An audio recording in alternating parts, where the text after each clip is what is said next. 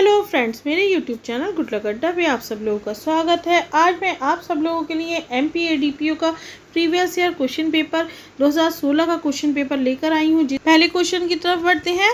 कौन से संशोधन के द्वारा भारत के संविधान की उद्देशिका में पथनिरपेक्ष तथा समाजवादी शब्दों को अंततः स्थापित किया गया? तो इसका सही उत्तर है ऑप्शन सी, 42वां संविधान संशोधन। उच्चतम न्यायालय द्वारा किसी लोक पद पर किसी व्यक्ति की नियुक्ति निरस्त करने हेतु निम्न रिट जारी की जा सकती है। तो अधिकार परीक्षा रिट जारी की जाती है। भारत के उच्चतम न्यायालय की अधिकारिता बढ़ाई जा सकती है संसद द्वारा विधि बनाकर। नेक्स्ट क्वेश्चन, ट्रांसजेंडर को मान्यता उच्चतम न्यायालय ने निम्नलिखित में से किस वाद में दी थी? तो इंडियन लीगल अथॉरिटी बनाम भारत संघ में दी गई थी। नेक्स्ट क्वेश्चन, निम्नलिखित में से कौन सा वाद आच्छादन के सिद्धांत से संबंधित है? तो भीकाजी बनाम मध्य प्रदेश राज्य का वाद आच्छादन के सिद्धांत से संबंधित है। फ्रेंड्स, अगर मेरे चैनल गुड लक अड्डा पे नए हैं तो सब्सक्राइब जरूर कर लें। अनुच्छेद 15 का खंड 5 किस संविधान संशोधन से जोड़ा गया? तो ये कॉन्स्टिट्यूशन के 93rd अमेंडमेंट एक्ट द्वारा जोड़ा गया। ऑप्शन डी इसका सही उत्तर है।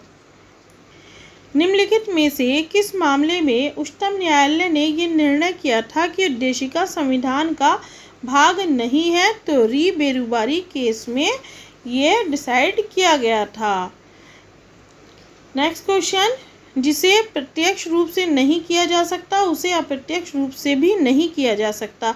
ये वक्तव्य किस सिद्धांत से संबंधित है? तो ये छद्म विधायन या कलरेबल लेजिस्लेशन से संबंधित है। भारतीय संविधान में मूल कर्तव्यों की संकल्पना ली गई है। तो ये USSR से ली गई है। ऑप्शन ए इसका सही उत्तर है। फ्रेंड्स, मेरे चैनल पे नए हैं तो फिर से रिक्वेस्ट है, चैनल को सब्सक्राइब कर दें, बेल आइकन जरूर दबा दें। भारत के संविधान में अनुच्छेद 15(4) का अंततः स्थापित किया गया। तो ये 77th अमेंडमेंट एक्ट से किया गया। निम्नलिखित में से कौन अपना पद भारत के राष्ट्रपति के प्रसाद पर्यंत धारण करता है? तो राज्यों के राज्यपाल अपना पद राष्ट्रपति के प्रसाद पर्यंत धारण करते हैं।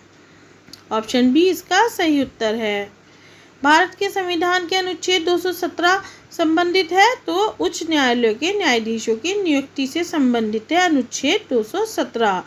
निम्नलिखित में से कौन राष्ट्रपति द्वारा नियुक्त नहीं किया जाता? तो राज्यों के महाधिवक्ता राष्ट्रपति द्वारा नियुक्त नहीं किए जाते हैं।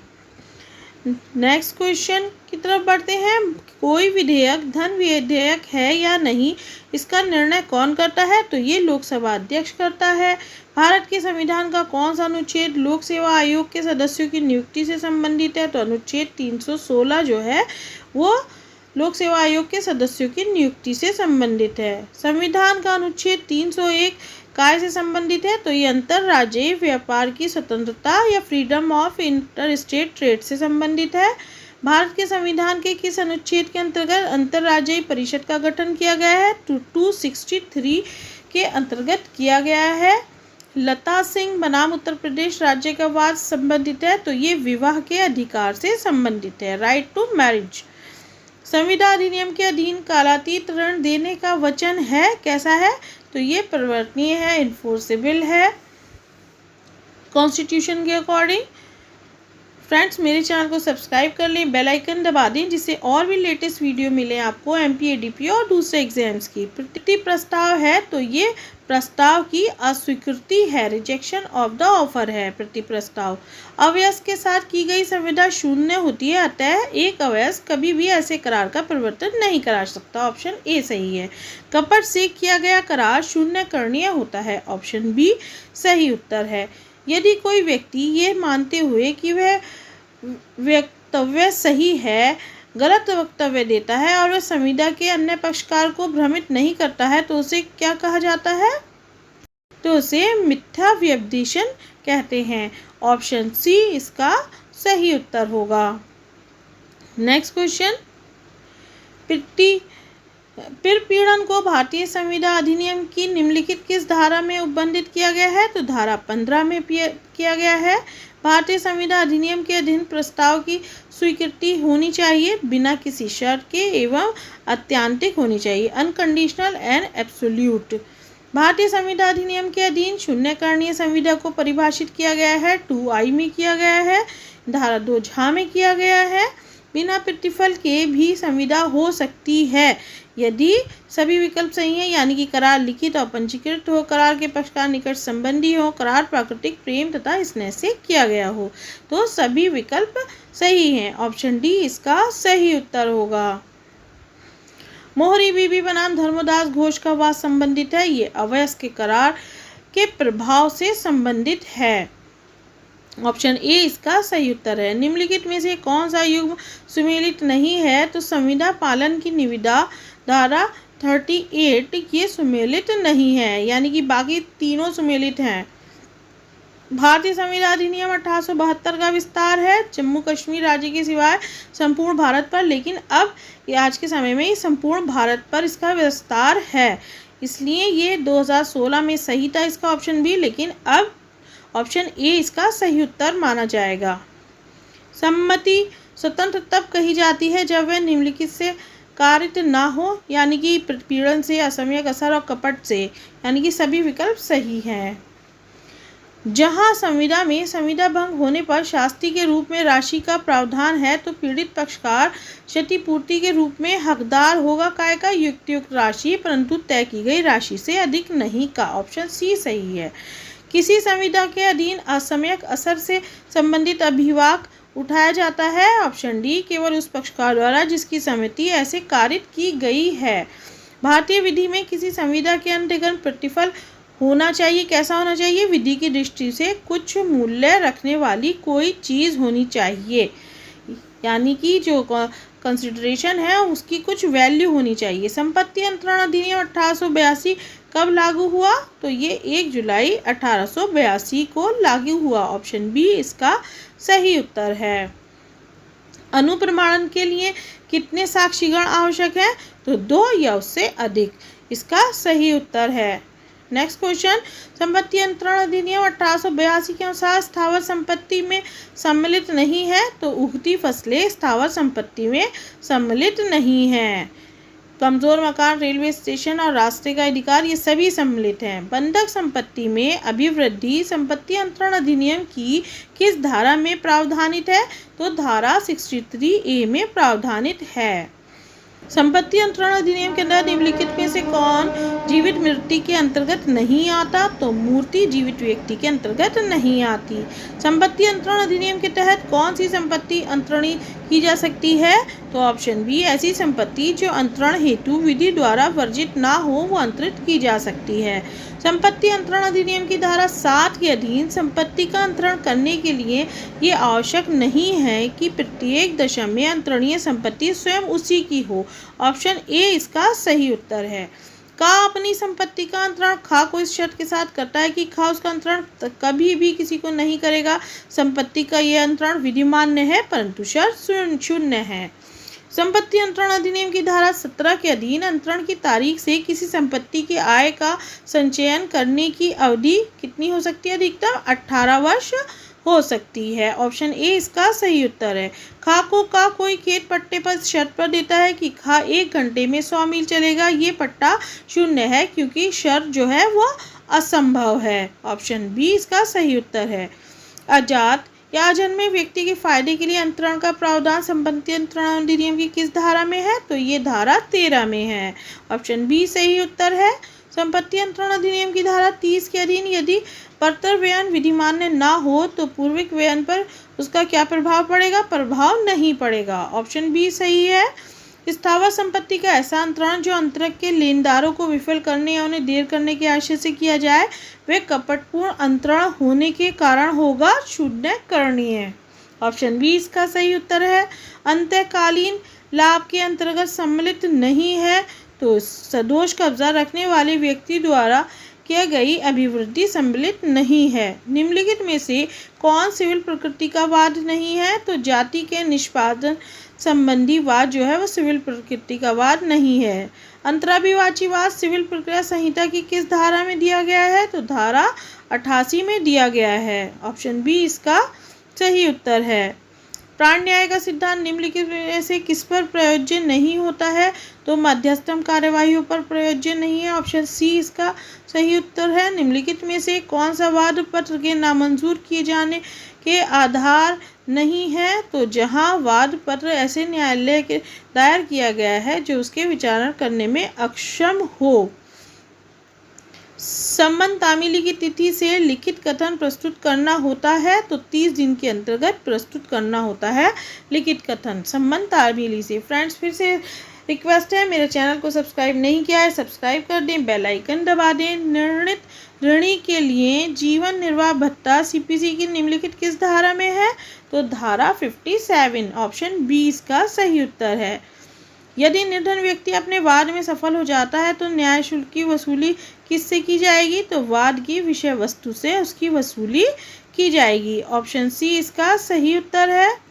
सिविल प्रक्रिया संहिता में उच्च न्यायालय के समक्ष द्वितीय अपील कब पेश की जा सकती है? विधि के किसी सारवान पृष्ठ पर की जा सकती है। ऑप्शन ए इसका सही उत्तर है। नेक्स्ट क्वेश्चन, कैविएट प्रवृत्त रहती है उसके दायर करने की तिथि से तो 90 दिन तक प्रवृत्त रहती है कैविएट। फ्रेंड्स, आप लोगों से फिर से रिक्वेस्ट है, मेरे चैनल को सब्सक्राइब नहीं किया है तो मैं बहुत मेहनत करती हूँ आपके लिए अच्छी वीडियो लाने के लिए, इसलिए सब्सक्राइब करें। सब्सक्राइब करना फ्री है। सिविल प्रक्रिया संहिता के अधीनस्थ न्यायालयों की भाषा की घोषणा तो राज्य सरकार द्वारा की जाएगी। ऑप्शन बी इसका सही उत्तर है। एक अवयस्क के लिए वाद संस्थित किया जाता है तो नेक्स्ट फ्रेंड या वाद मित्र के द्वारा। ऑप्शन ए सही है। सिविल प्रक्रिया संहिता में परिलक्षित प्राण न्याय का प्रावधान किया गया है धारा 11 स्पष्टीकरण 4 में। नेक्स्ट क्वेश्चन, यदि वाद की सुनवाई होने के लिए पुकार होने पर वादी उपसंजात नहीं होता है तो वाद खारिज हो जाएगा। ऑप्शन ए इसका सही उत्तर है। संक्षिप्त प्रक्रिया सिविल प्रक्रिया संहिता 1908 में के किस आदेश में उपबंधित है? तो ये आदेश 37 या ऑर्डर 37 में दिया गया है। सिविल प्रक्रिया संहिता के अधीन आदेश 16 में निम्नलिखित में किसका उपबंध है? तो साक्षियों को सम्मन करना और उनकी हाजिरी जो है वो आदेश 16 में बताई गई है। ऑप्शन ए इसका सही उत्तर है। जब वाद के अनावश्यक व्यक्तियों को वाद में पक्षकार बना दिया जाता है तो उसे कहा जाता है, तो इसको कुसंयोजन या मिसजॉइंडर कहा जाता है। ऑप्शन बी इसका सही उत्तर है। नेक्स्ट क्वेश्चन, यदि कोई व्यक्ति स्वेच्छापूर्वक खेलकूद प्रतियोगिता में भाग लेता है और उसे गंभीर चोट पहुंचती है तो वह सहमति से किए गए कृत्य में क्षति नहीं होने के सिद्धांत के कारण अब कृत्य में कोई दावा नहीं कर सकता। ऑप्शन डी इसका सही उत्तर है। ए ने बी को अपनी कार में निश्चित गंतव्य के लिए मुफ्त में बिठाने और रास्ते में एक ही लापरवाही से दुर्घटना हो गई। ए का बी के प्रति सावधानी बरतने का विधिक दायित्व और हर्जाना अदा करने की अबाध्यता है। ऑप्शन सी इसका सही उत्तर है। अपकृत्य में सिविल प्रकृति के अनुचित कार्य के रूप में परिभाषित किया गया है। इसके लिए उपचार हेतु निम्नलिखित में से कौन सी कार्यवाही है? अनिश्चित हर्जाना। ऑप्शन ए इसका सही उत्तर है। विधिपूर्ण उद्देश्य के लिए साधारण अधिकार का विधिपूर्ण ढंग से प्रयोज्य अनुचित कार्य नहीं है और उससे जो क्षति होती है उसे निम्नलिखित में से जाना जाता है, तो डैमनम साइन इंजूरिया के नाम से इसको जाना जाता है। ऑप्शन सी इसका सही उत्तर है। श्रेष्ठ उत्तरदाता से अभिप्रेत है, तो इसका सही उत्तर है स्वामी प्रतिनिधि के रूप में जवाबदेह है। संविदा की गुप्तता का सिद्धांत अपकृत्य पर लागू नहीं होता। यह निर्णय निम्नलिखित में से किस मामले में दिया? तो डोनोथ बनाम स्टीवेंसन में दिया गया हो। ऑप्शन बी इसका सही है। निम्नलिखित में से प्रतिनिधिक दायित्व का उदाहरण कौन सा नहीं है? तो पत्नी के अपकृत्य के लिए पति का दायित्व जो है वो उदाहरण नहीं है। पूर्ण दायित्व का नियम किसने प्रतिपादित किया? तो न्यायमूर्ति श्री भगवती ने। ऑप्शन ए इसका सही उत्तर है। पूर्ण दायित्व का सिद्धांत प्रतिपादित किया। कठोर दायित्व के बचाव में से कौन सी सूक्ति वॉलंटाइन अनफिट इंजूरिया पर आधारित है? तो वादी की सहमति इस पर आधारित है। ऑप्शन ए इसका सही उत्तर है। निम्नलिखित किस वादों में से किस वाद में पूर्ण दायित्व के सिद्धांत को प्रतिपादित किया गया? तो M C. Mehta Shriram food and fertiliser बनाम भारत संघ का वो इसमें निर्धारित किया गया, इसमें प्रतिपादित किया गया था। ऑप्शन बी इसका सही उत्तर है। निम्नलिखित वादों में से किस वाद में भारतीय उच्चतम न्यायालय ने यह नियम प्रतिपादित किया कि राज्य की प्रभुसत्ता संपन्न उन्मुक्ति मौलिक अधिकारों के अधीन है? तो people's union for democratic right versus state of Bihar इसका सही उत्तर है। अंतिम अवसर नियम का संबंध है तो ऑप्शन सी योगदायी उपेक्षा से इसका संबंध है। नेक्स्ट, अपकृत्य में दायित्व निर्भर करता है तो कानून या अधिकार के अतिक्रमण पर निर्भर करता है। आपराधिक मन के विधिक सूत्र का अपवाद क्या है? तो कठोर दायित्व इसका अपवाद है। सूचना प्रौद्योगिकी अधिनियम 2000 लागू हुआ तो 17 अक्टूबर 2000 को लागू हुआ आईटी एक्ट। सूचना प्रौद्योगिकी अधिनियम की किस धारा में असामयिक गूढ़ प्रणाली को परिभाषित किया गया है? तो 214 या 21F में किया गया है। ऑप्शन सी इसका सही उत्तर है। फ्रेंड्स, चैनल को सब्सक्राइब नहीं किया है तो सब्सक्राइब करें, बेल आइकन दबाएं, ज़रूरी है। सूचना प्रौद्योगिकी अधिनियम की धारा 46 के अधीन अधिनिर्णित करने वाला अधिकारी मामले अधिनिर्णित करने की अधिकारिता का प्रयोग करेगा जब हानि के लिए दावा अधिक नहीं है। तो ऑप्शन बी 5 करोड़ रुपए से इसका सही उत्तर है। नेक्स्ट क्वेश्चन, साइबर अपील अधिकरण के पीठासीन अधिकारी के रूप में नियुक्ति के लिए व्यक्ति अर्ह नहीं होगा जब तक वह है या रह चुकी है या अर्ह है उच्च न्यायालय का न्यायाधीश। ऑप्शन बी इसका सही उत्तर है। निम्नलिखित में से कौन सा वाद सूचना प्रौद्योगिकी अधिनियम से संबंधित है? तो श्रेया सिंघल बनाम भारत संघ इसका सही उत्तर है। इलेक्ट्रॉनिक अभिलेख का अभिप्रमाणीकरण निम्नलिखित धाराओं में से किससे संबंधित है? तो ये सेक्शन 3 धारा 3 से संबंधित है। सूचना प्रौद्योगिकी अधिनियम के अधीन किसी भी अपराध का अन्वेषण करेगा ऐसा पुलिस अधिकारी जो निरीक्षक की पंक्ति से नीचे का ना होगा। ऑप्शन सी इसका सही उत्तर है। सूचना प्रौद्योगिकी अधिनियम की किस धारा को उच्चतम न्यायालय ने असंवैधानिक घोषित किया? तो धारा 66A को असंवैधानिक घोषित किया। सूचना प्रौद्योगिकी अधिनियम के अंतर्गत अश्लील सामग्री को इलेक्ट्रॉनिक रूप सूचना प्रौद्योगिकी अधिनियम के अंतर्गत साइबर आतंकवाद का अपराध किए जाने पर निम्नलिखित में कौन से दंड से दंडित किया जाएगा? तो आजीवन कारावास तक से दंडित किया जा सकता है। ऑप्शन सी इसका सही उत्तर है। घरेलू हिंसा में महिलाओं को संरक्षण की धारा 12 के अंतर्गत कौन आवेदन पत्र प्रस्तुत कर सकता है? धारा 12 के अंतर्गत तो सभी विकल्प सही हैं। व्यक्तिगत व्यक्ति के निमित्त कोई अन्य व्यक्ति भी कर सकता है, स्वयं भी कर सकता है। घरेलू हिंसा में महिलाओं को संरक्षण अधिनियम 2005 की धारा 32(1) अपराध होगा, संज्ञेय और अजमानतीय दोनों होगा। धारा 32(1) के अंतर्गत मजिस्ट्रेट द्वारा घरेलू हिंसा से व्यथित महिला के पक्ष में को और प्रत्यार्थी के विरुद्ध निम्नलिखित में से कौन सा आदेश पारित किया जा सकता है? संरक्षण आदेश, आर्थिक अनुतोष या प्रतिकर आदेश। तो सभी विकल्प सही हैं। ऑप्शन डी इसका सही उत्तर होगा। नेक्स्ट क्वेश्चन की तरफ बढ़ते हैं। घरेलू हिंसा में महिलाओं का संरक्षण अधिनियम के अधीन किस प्रावधान से व्यथित व्यक्ति के बालक बालिकाओं की अस्थायी अभिरक्षा का आदेश मजिस्ट्रेट दे सकता है? तो धारा 21 के अधीन दे सकता है।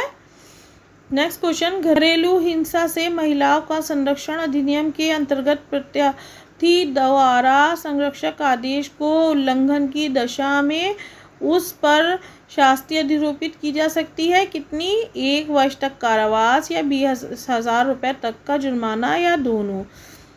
घरेलू हिंसा में महिलाओं का संरक्षण अधिनियम की किस धारा के अधीन सद्भाव पूर्ण की गई कार्यवाही के लिए संरक्षण प्रदान किया है? तो धारा 35 में किया है संरक्षण प्रदान। सूचना का अधिकार उपलब्ध है केवल नागरिकों को। ऑप्शन ए इसका सही उत्तर है। लोक प्राधिकारी की बाध्यता सूचना को अधिकार अधिनियम की किस धारा में उल्लिखित किया है? तो धारा 4 में के अंतर्गत क्या है? ऑप्शन ए इसका सही उत्तर है। राज्य या केंद्र लोक सूचना अधिकारी आवेदन प्राप्ति के निम्नलिखित दिनों के भीतर सूचना उपलब्ध कराएगा। तो ऑप्शन बी 30 दिनों के भीतर उपलब्ध कराएगा।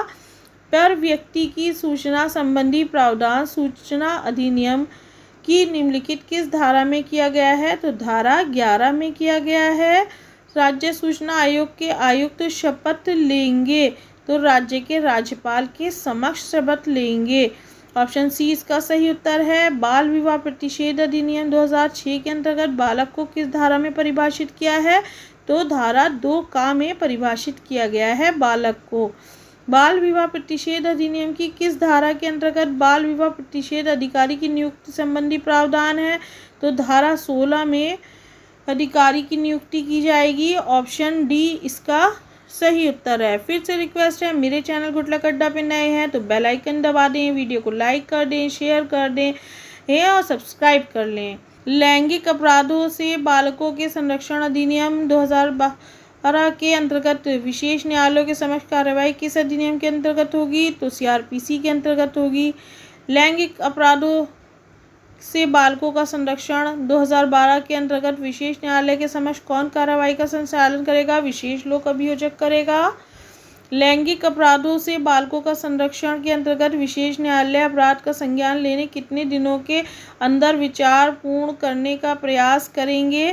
तो 1 वर्ष के अंतर्गत कोशिश करेंगे पूरा करने की। लैंगिक अपराधों से बालकों का संरक्षण अधिनियम 2012 के अंतर्गत जो कोई किसी बालक पर लैंगिक उत्पीड़न करेगा उसे कितनी अवधि के कारावास की सजा दी जा सकेगी? 3 वर्ष तक की या जुर्माना। ऑप्शन बी इसका सही है। लैंगिक अपराधों से बालकों का संरक्षण अधिनियम 2012 के अंतर्गत किस धारा में लैंगिक उत्पीड़न को परिभाषित किया गया है? तो धारा 12 में किया गया है। ऑप्शन डी सही है। लैंगिक अपराधों से बालकों का संरक्षण अधिनियम के अंतर्गत किस धारा में दुष्प्रेरण के लिए दंड निर्धारित है? तो धारा 17 में। ऑप्शन बी इसका सही है।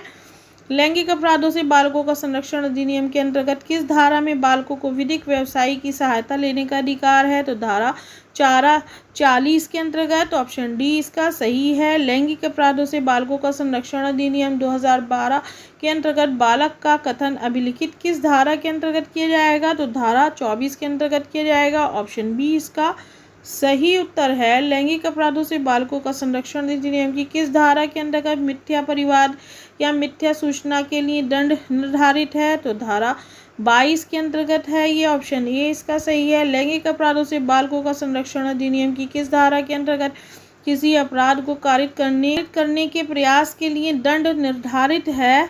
तो ऑप्शन ए धारा 18 के अंतर्गत दंड निर्धारित है। अनैतिक व्यापार निवारण अधिनियम 1956 की किस धारा के अधीन वेश्यागृह को परिभाषित किया है? तो धारा 2 को। अनैतिक व्यापार निवारण अधिनियम की किस धारा के अधीन वेश्यागृहों को बंद किया जाना और अपराधों को बेदखल किए जाने का प्रावधान है? तो धारा 18 के अंतर्गत है ये। अनैतिक व्यापार निवारण अधिनियम की किस धारा के अधीन वेश्यावृत्ति के उपार्जन पर जीविका निर्धारण के लिए दंड का प्रावधान है? तो धारा 4(1) है इसका सही उत्तर। ऑप्शन सी इसका सही है। अनैतिक व्यापार अधिनियम के अधीन कौन अपने विवेक से संरक्षण गृह सुधार संस्था को स्थापित करेगा? तो राज्य सरकार करेगी स्थापित। अनैतिक व्यापार निवारण अधिनियम के अधीन राज्य सरकार किसके परामर्श के लिए जिले में या महानगर क्षेत्र में विशेष न्यायालय स्थापित करेगी? तो हाई कोर्ट के परामर्श के बाद। ऑप्शन बी इसका सही उत्तर है। अनैतिक व्यापार निवारण अधिनियम के किस धारा के अधीन न्यायालयों को मामले में संक्षिप्त विचारण की शक्ति प्रदान की गई है? तो धारा 22 का इसका सही उत्तर है। फ्रेंड्स, फिर से रिक्वेस्ट है, मेरे चैनल गुटलक अड्डा पे नए हैं तो सब्सक्राइब करें, बेल आइकन दबाएं, वीडियो को लाइक करें, कमेंट करें, शेयर करें। अनैतिक व्यापार निवारण अधिनियम में के किस धारा के अधीन निवारण अधिनियम की किस धारा के अधीन से शक्ति प्रदान की गई है कि वह इस अधिनियम की प्रयोजन के लिए नियम बना सके? तो राज्य सरकार। ऑप्शन डी इसका सही उत्तर है। फ्रेंड्स, नेक्स्ट क्वेश्चन की तरफ आगे बढ़ते हैं। अनैतिक व्यापार निवारण अधिनियम 1956 की कौन सी धारा के अधीन इस अधिनियम का कतिपय अन्य विधियों के अल्पीकरण के रूप में नहीं होना है? तो धारा 24। ऑप्शन सी सही है। अनैतिक व्यापार निवारण अधिनियम की कौन सी धारा वेश्यावृत्ति कराने के लिए व्यक्ति को लेना, उत्प्रेरित करना या पाप करने से संबंधित है? धारा 5। अनैतिक व्यापार निवारण अधिनियम की कौन सी धारा के अधीन बालक को परिभाषित किया गया है? तो धारा 2 का में परिभाषित किया गया है। 2A में अनैतिक व्यापार निवारण अधिनियम की कौन सी धारा के अधीन वेश्यावृत्ति बनाए रखने अथवा परिसर को वेश्यागृह के रूप में प्रयोग करने को अनुज्ञात करने के लिए दंड का प्रावधान किया गया है? तो धारा 3 यानी कि ऑप्शन सी इसका सही उत्तर है। अनैतिक व्यापार निवारण अधिनियम की कौन सी धारा के अधीन? धारा 16 के अधीन छुड़ाए गए व्यक्ति के माता पिता या संरक्षक के पास जाने के पूर्व पालन की जाने की शर्तों का उल्लेख है। तो धारा 17A इसका सही उत्तर है। पालन की जाने वाली शर्तें धारा 17A के अंतर्गत बताई गई हैं। अनैतिक व्यापार निवारण अधिनियम की कौन सी धारा के अधीन किसी व्यक्ति को अभिरक्षा में विशुद्ध करने के लिए दंड का प्रावधान है? तो धारा 9 ऑप्शन सी इसका सही उत्तर है।